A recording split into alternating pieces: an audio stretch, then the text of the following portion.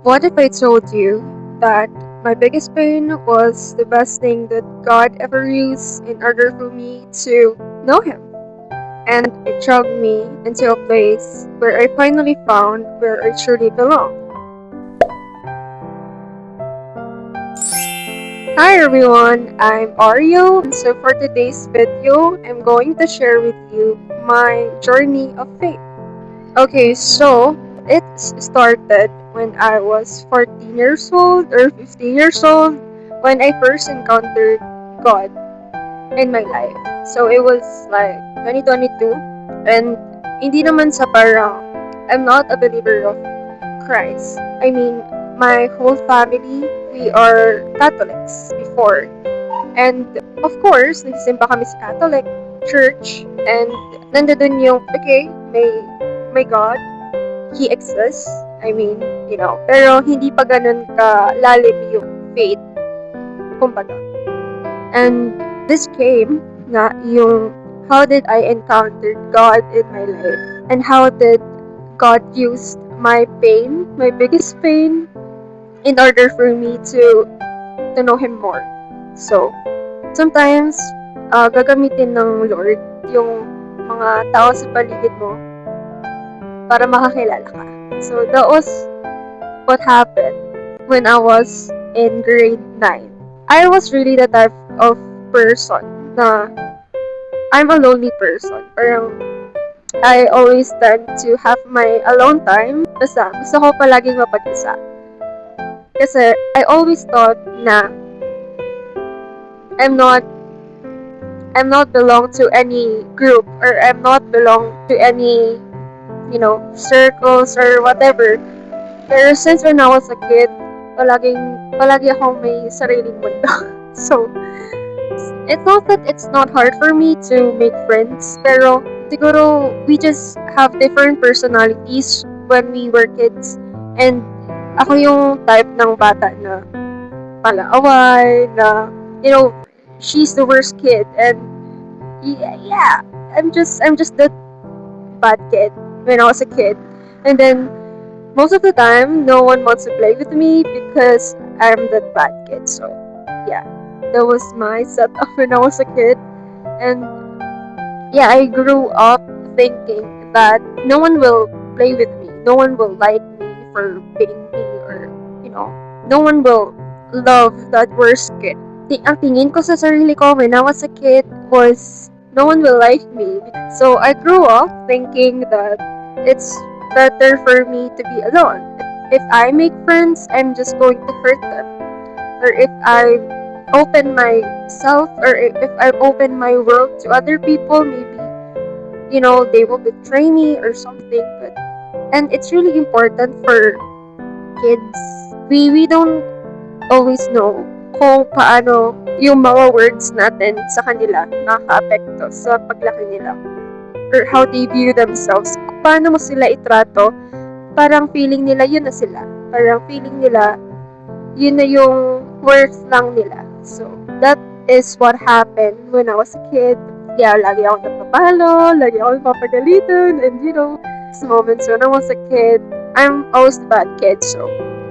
And then, yeah, that was my notion, I guess, or my perspective sa sarili ko when I was like growing up, like teenager.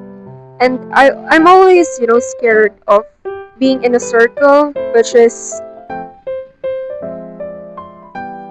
always felt na left out ako. Ganun. So, di naman most of the time, yun na yung nafe-feel ko na parang lagi ako left out, na parang ganun. Siguro, it's also my personality. I really prefer being alone rather than being with so many people. I always prefer sa isang quiet place rather than to be in a crowded place. If that makes sense. And nag-a-add pa yung parang, ayun nga, I feel left alone sometimes. And it's just that I don't really feel belong sa kahit anumang group, circle of friends, mga ganon.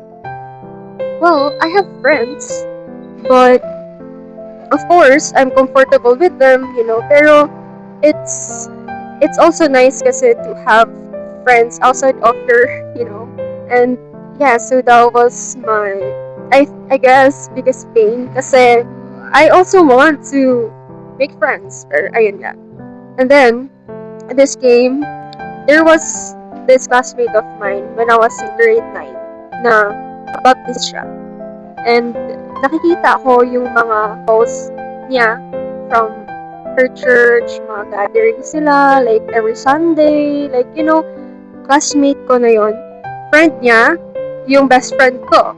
At first, hindi namin alam, which is grabe din talaga kumilos ang Lord. Kasi, hindi niya lang binigay sa akin yung tao na kung sino-sino lang. Kasi, He knew I'm not comfortable with people na hindi ko naman kasi I have that kind of setup na God gave me that person na best friend ng best friend ko.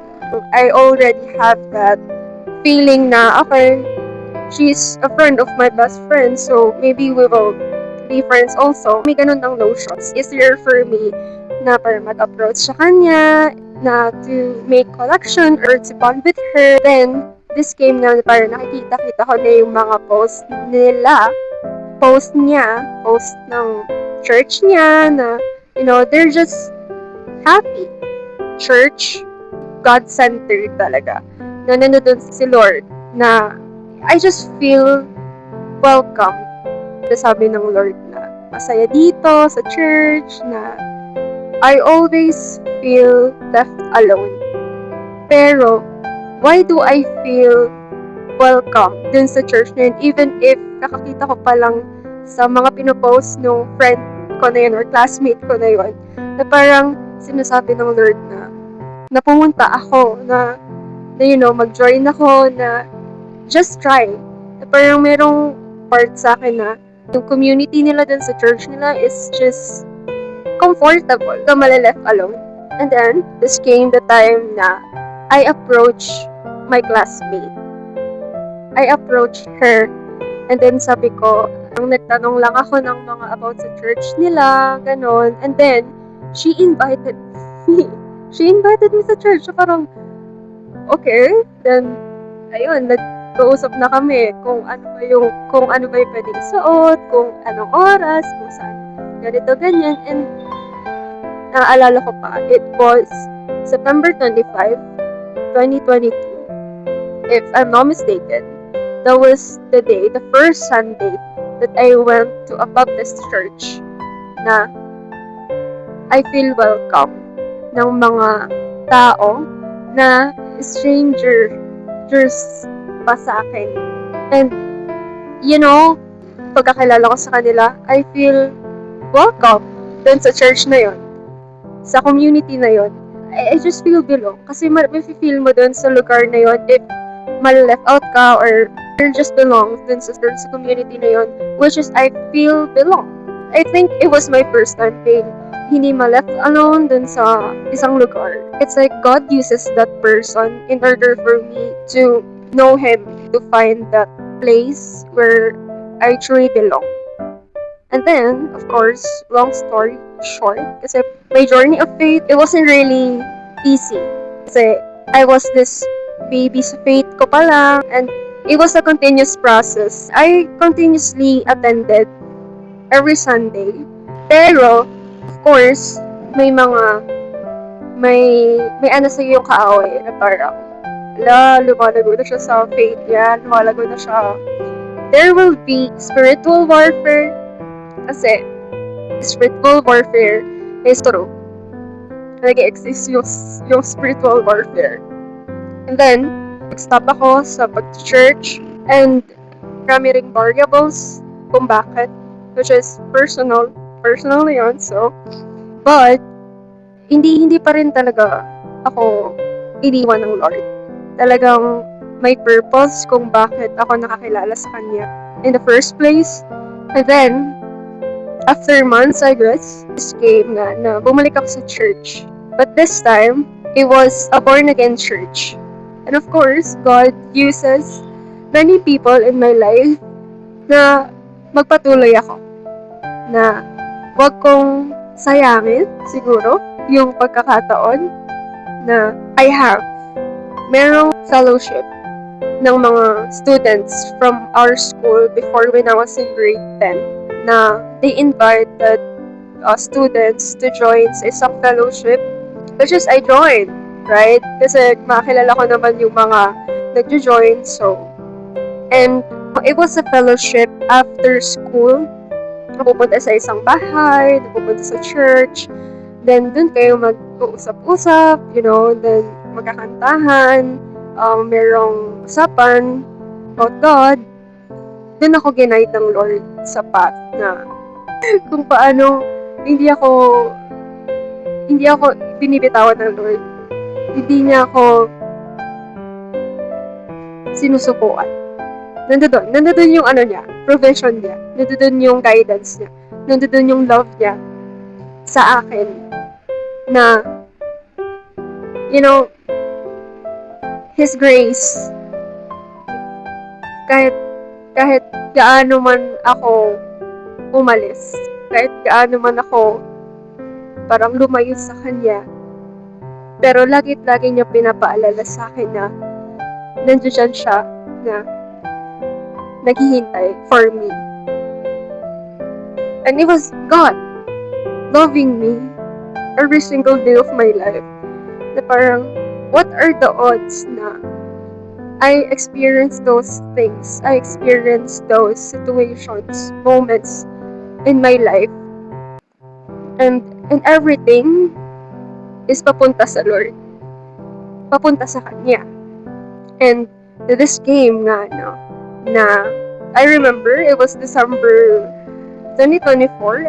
I was crying to the Lord. I was, giving everything to Him, surrendering my life to Him. Titignan ako ng Lord na kahit gaano man ako,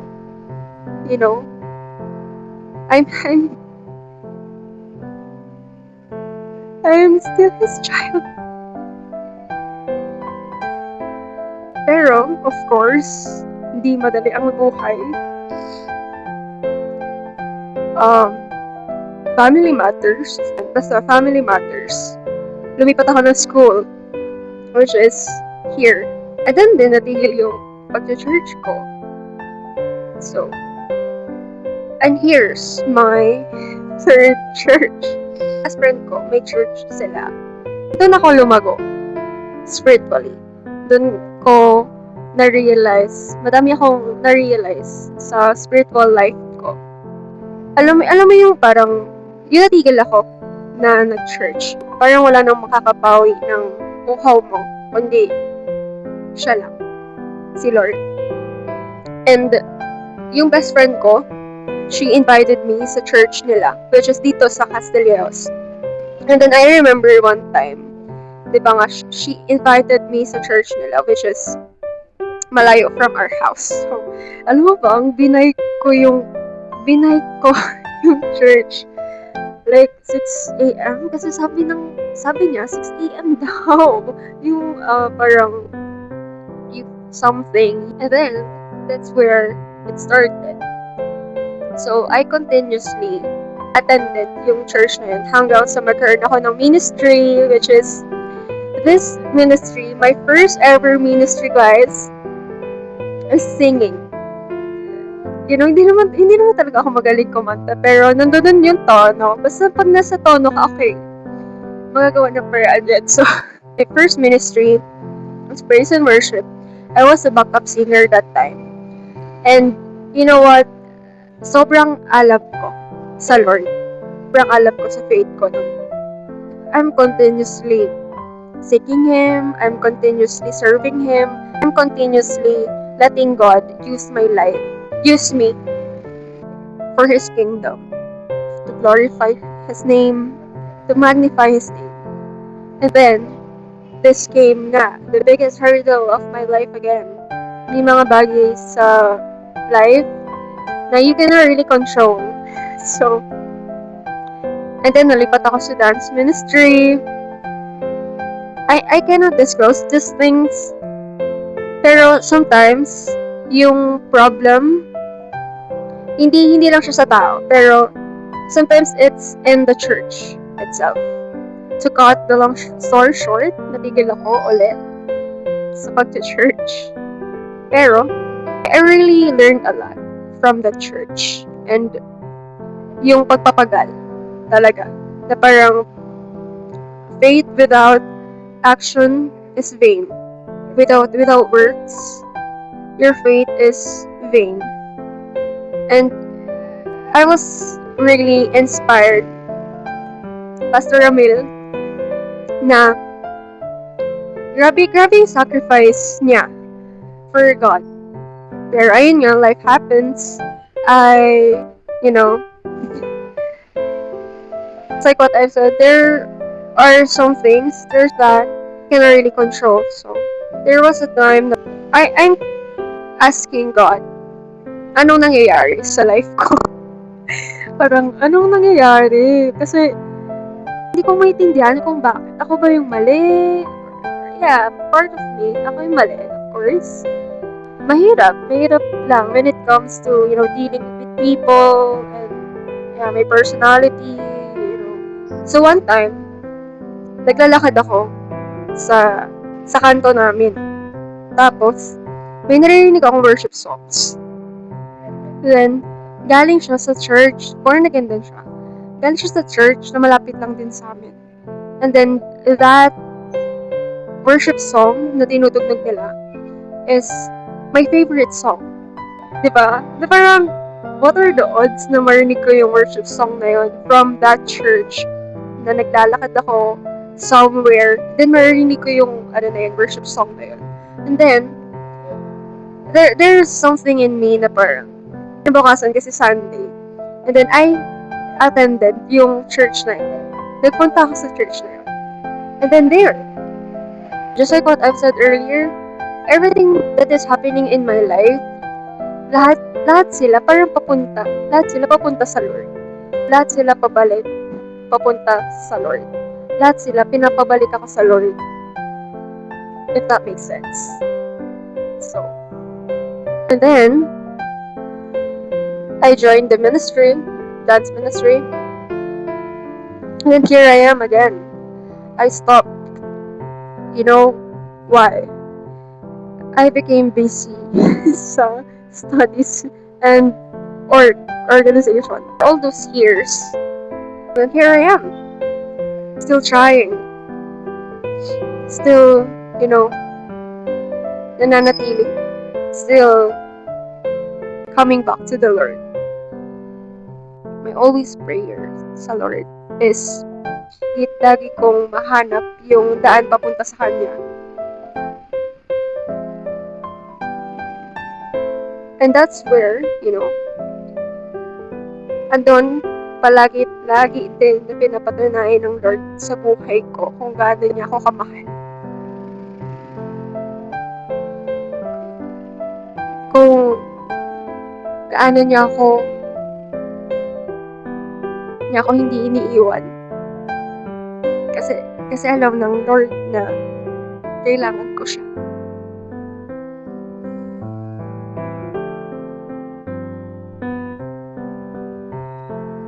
Matigas kasi yung ulo ko eh. So, ayun. And sometimes God will use that pain of yours para makakilala ka sa Kanya. And of course, I'm really grateful for those people that I met. Every one of them. Kasi every one of them leads me to Christ. And that's the point of it. Every situations, every problems, every struggles, every silent battles, lahat yun patungo kay Lord. Lahat yun patungo sa Kanya. And yeah. Dati pa nga, I'm attending the church. Nag-join ako sa church, sa mga events. I'm active sa church. Nandun yung alam. Nandun yung heart ko na to serve God, to parang magpagamit sa Lord. Nandun siya eh. Pero in the end of the day, I'm still questioning God. Mabigat yun, right? Na parang, I'm just struggling sa faith ko. Prayer was, Lord God, help me na mas maramdaman ka pa. Na mas makita pa kita sa life ko. And our God is just amazing. How He works in our lives. If Christ is in you, if Christ is in your life, everything is just, and that is how God revealed Himself sa buhay ko. In every people, in every situation, in everything that is happening in my life. May purpose, may reason kung bakit.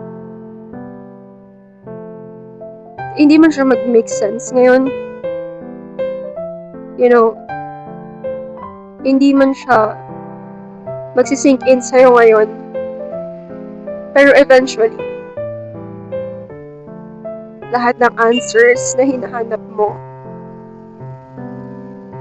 God will reveal it. Siya mismo. Siya mismo yung kikilos sa buhay mo.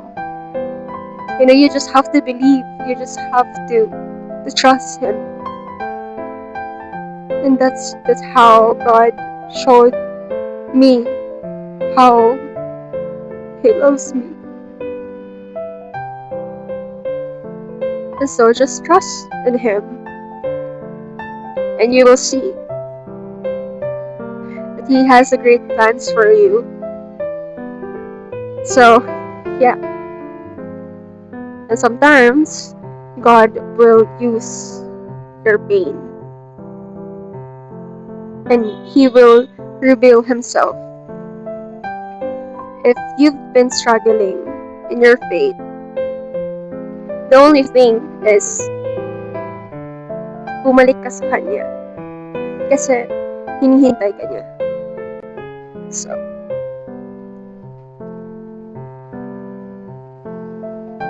yeah.